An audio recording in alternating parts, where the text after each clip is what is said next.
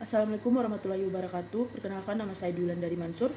Saya dari Fakultas Agama Islam, Prodi Komunikasi Penyiaran Islam, Universitas Muhammadiyah Yogyakarta.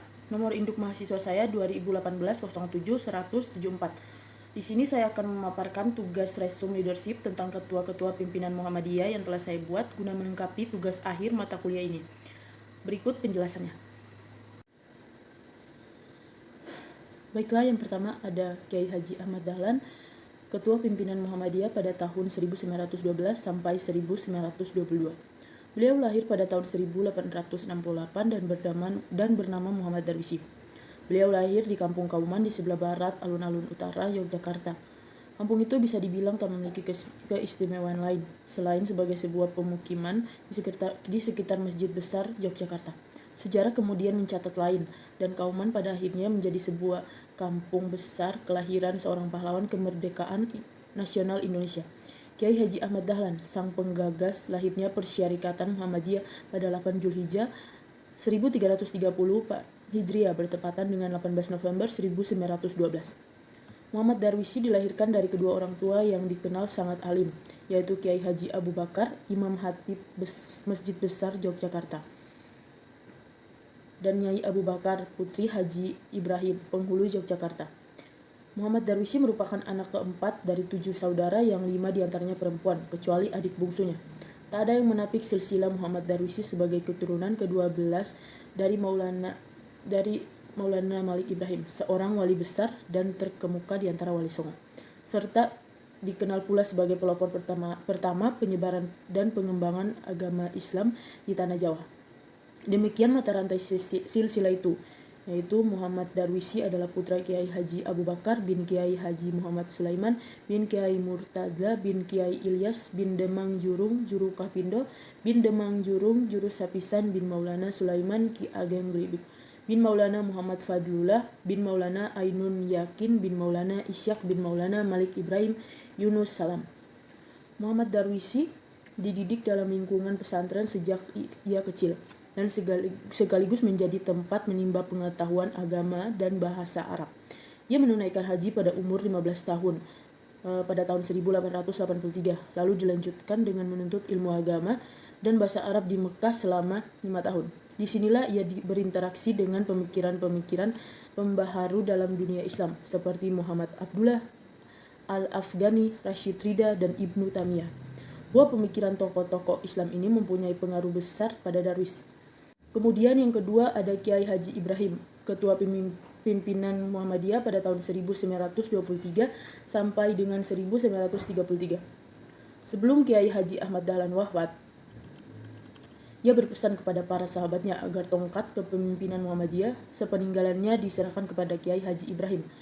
Adik ipar Kiai Haji Ahmad Dahlan, mula Kiai Haji Ibrahim yang terkenal sebagai ulama besar, menyatakan tidak sanggup memikul beban yang sedemikian berat itu. Namun atas desakan sahabat-sahabatnya agar amanat pendiri Muhammadiyah bisa dipenuhi, akhirnya dia bisa menerima kepemimpinannya dalam Muhammadiyah dikukuhkan pada bulan Maret 1923 dalam rapat tahunan anggota Muhammadiyah sebagai Fourth Caesar of Bastur Muhammadiyah Hindia Timur. Kiai Haji Ibrahim lahir di Kauman, Yogyakarta pada tanggal 7 Mei 1874. Ia adalah putra Kiai Haji Fadil Rahmaningrat, seorang penghulu hakim Kesultanan Yogyakarta pada zaman Sultan Hamengkubuwono ke-7, dan ia merupakan adik kandung istri Kiai Haji Ahmad Dahlan, yaitu Nyai Ahmad Dahlan. Masa kecil Ibrahim dilalui dalam asuhan orang tuanya dengan diajarkan agama oleh saudaranya sendiri, kakak tertua, yaitu Kiai Haji Muhammad Nur. Ia menunaikan ibadah haji pada usia 17 tahun dan dilanjutkan pula menuntut ilmu di Mekah selama lebih kurang 7-8 tahun. Pada tahun 1902 ia pulang ke tanah air karena ayahnya sudah lanjut usia. Kiai Haji Ibrahim yang selalu mengenakan jubah panjang dan sorban dikenal sebagai ulama besar dan berilmu tinggi. Setibanya di tanah air, Kiai Haji Ibrahim mendapat sambutan yang luar biasa dari masyarakat. Banyak orang berduyun-duyun untuk mengaji di hadapan Kiai Haji Ibrahim, karena beliau termasuk seorang ulama yang cerdas, luas wawasannya dan dalam ilmunya dan disegani. Ia hafal Al-Quran dan ahli qiraah, seni baca Al-Quran, serta mahir berbahasa Arab. Sebagai seorang Jawa, ia sangat dikagumi oleh banyak orang karena keahlian dan kefasihannya dalam penghafalan Al-Quran dan bahasa Arab. Pernah orang begitu kagum dan takjub ketika dalam pidato pembukaan Khutbah Al-Arsy atau sekarang disebut Khutbah Iftitah Kongres Muhammadiyah ke-19 di Bukit Tinggi, Sumatera Barat pada tahun 1939. Ia menyampaikan pidato tersebut dalam bahasa Arab yang sangat fasih. Kemudian yang berikutnya ada Kiai Haji Mas Mansur, Ketua Pimpinan Muhammadiyah pada tahun 1937 sampai 1941. Mas Mansur lahir pada hari Kamis tanggal 25 Juni 1896 di Surabaya. Ibunya bernama Raudan, seorang wanita kaya yang berasal dari keluarga pesantren di Soresmo, Wonokromo, Surabaya. Ayahnya bernama Kiai Haji Mas Ahmad Marzuki, seorang pioner Islam, ahli agama yang terkenal di Jawa Timur pada masanya.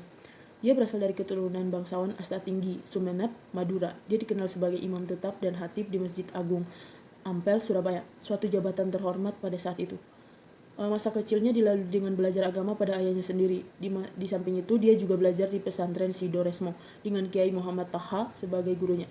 Pada tahun 1906, ketika Mas Mansur berusia 10 tahun, dia dikirim oleh ayahnya ke pondok pesantren Demangan, Bangkalan, Madura. Di sana dia mengkaji Al-Quran dan mendalami kitab Alfiyah Ibnu Malik kepada Kiai Halil.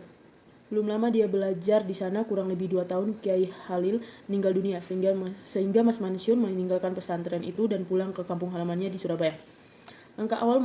Sepulang dari belajar di Mesir dan Mekah, ia menikah dengan putri Haji Arif yaitu Siti Zakia yang tinggalnya tidak jauh dari rumahnya.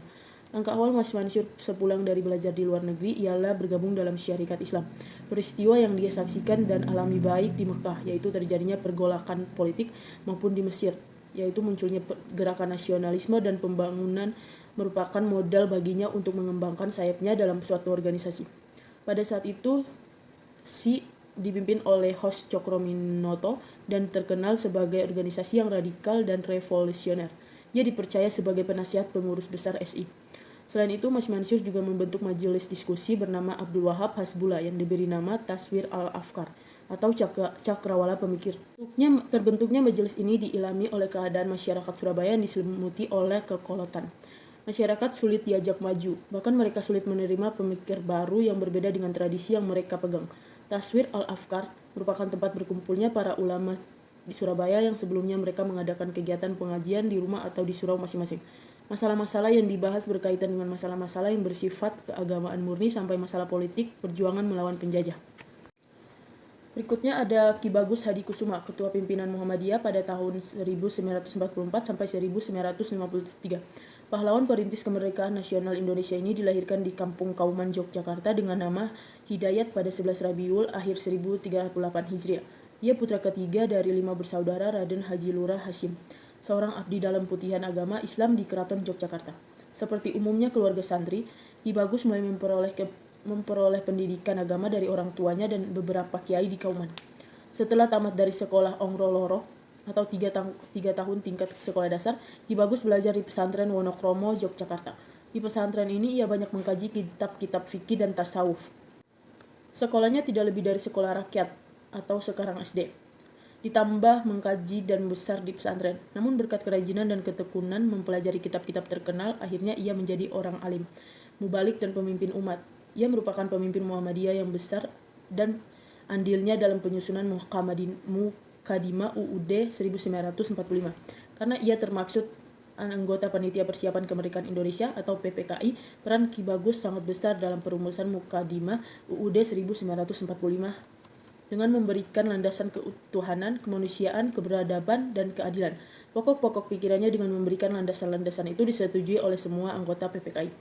Secara formal, selain kegiatan tablik, Ki Bagus pernah menjadi Ketua Majelis Tablik pada tahun 1922, Ketua Majelis Tarjih, anggota Komisi MPM pada tahun 1926, dan Ketua Pimpinan Muhammadiyah pada tahun 1942 sampai 1953.